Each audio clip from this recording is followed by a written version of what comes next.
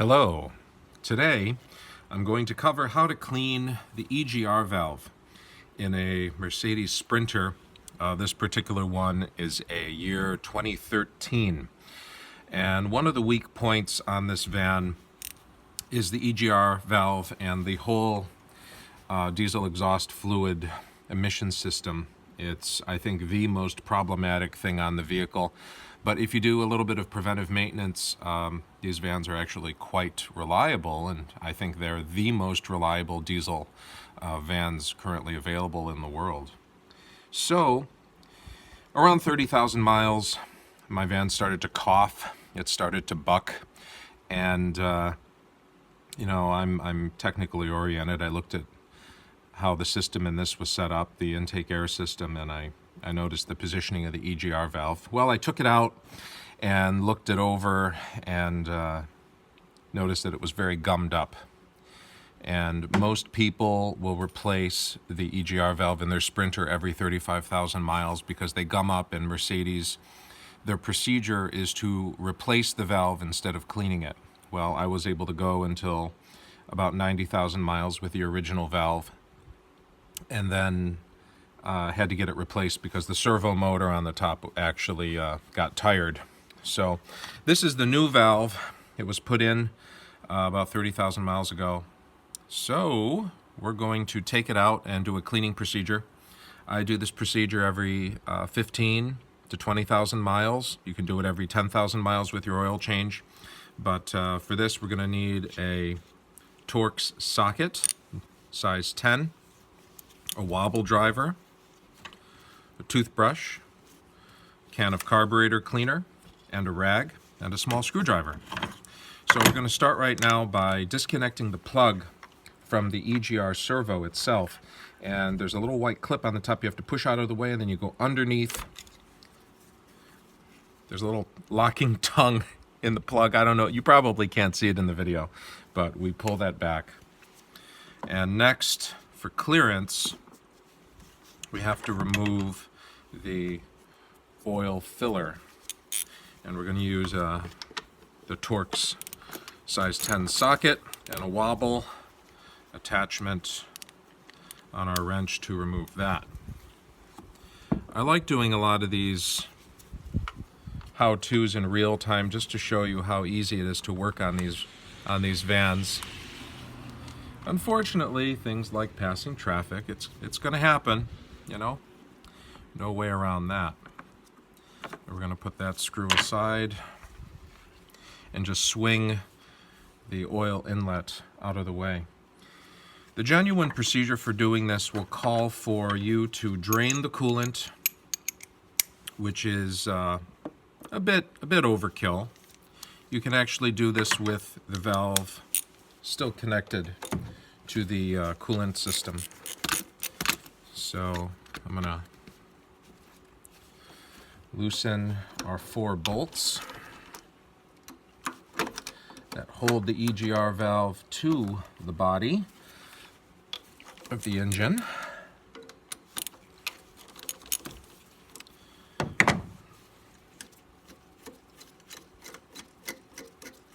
And you're going to remove the bolts all the way.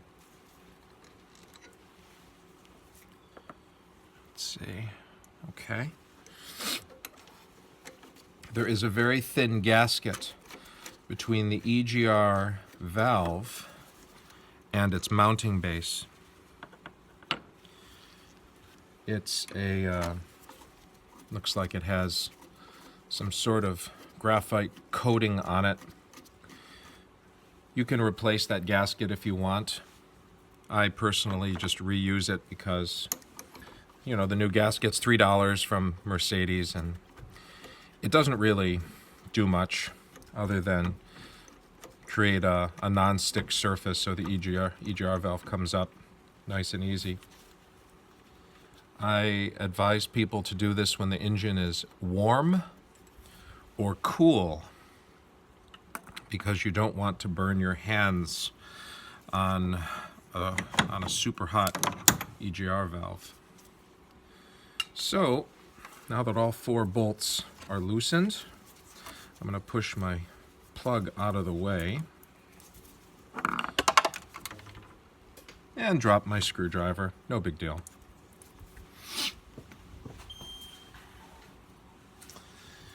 Okay, we're back. And we're going to lift this valve right up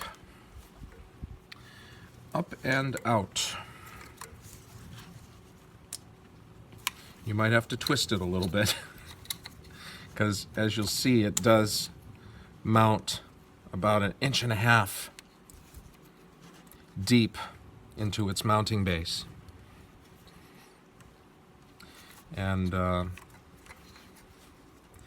maybe I should have started cleaning this one 10,000 miles after it was put in instead of 30,000 miles. You can give it a wiggle.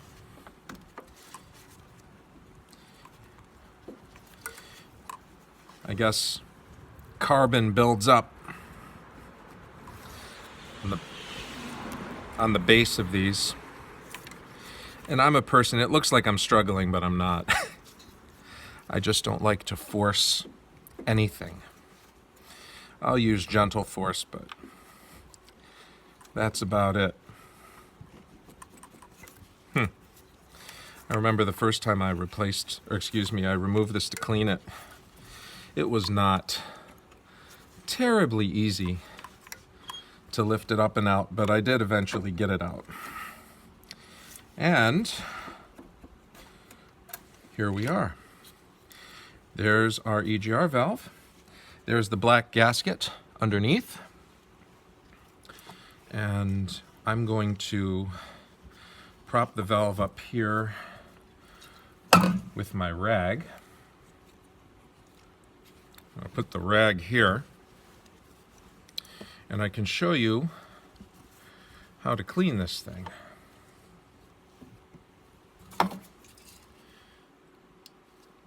Okay. First of all, let me grab my camera. Okay, so I had to restart the camera, but here's the bottom of the EGR valve. It's coated in a light coating of carbon. And what happens is when the valve opens, this little propeller moves like that, and it cycles open and then snaps shut. And it's supposed to snap shut pretty quick. You can hear that there's a little bit of carbon buildup there.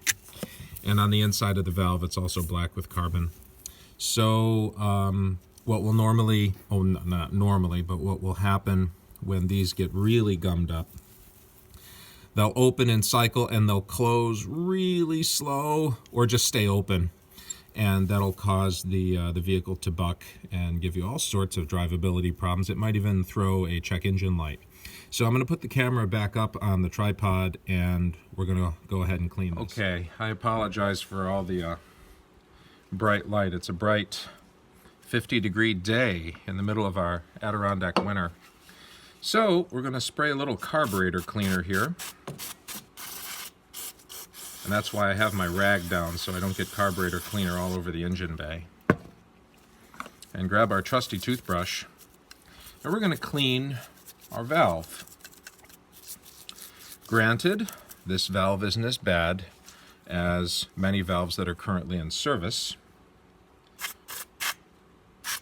because this is a new one. But there is plenty of carbon buildup, and you want to move the valve into the open position. Get some carburetor cleaner in there and brush it out. And I'll also go on the inside.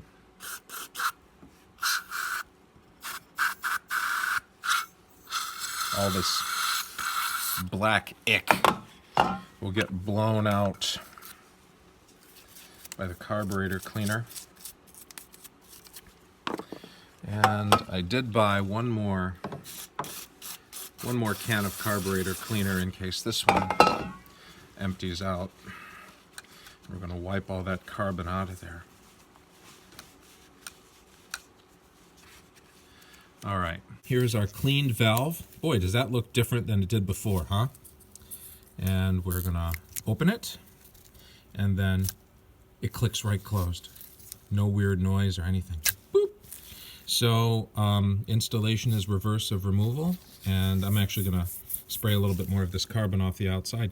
But that's all there is to it. Just takes a few minutes, preventive maintenance, to keep your vehicle from surprising you in the middle of a road trip with a lot of weird bucking and coughing and stuttering because of this EGR valve. And hopefully this will keep your truck running for at least 90,000 miles before you need your EGR valve replaced. And there you have it. Thanks for watching. Happy driving. Bye-bye.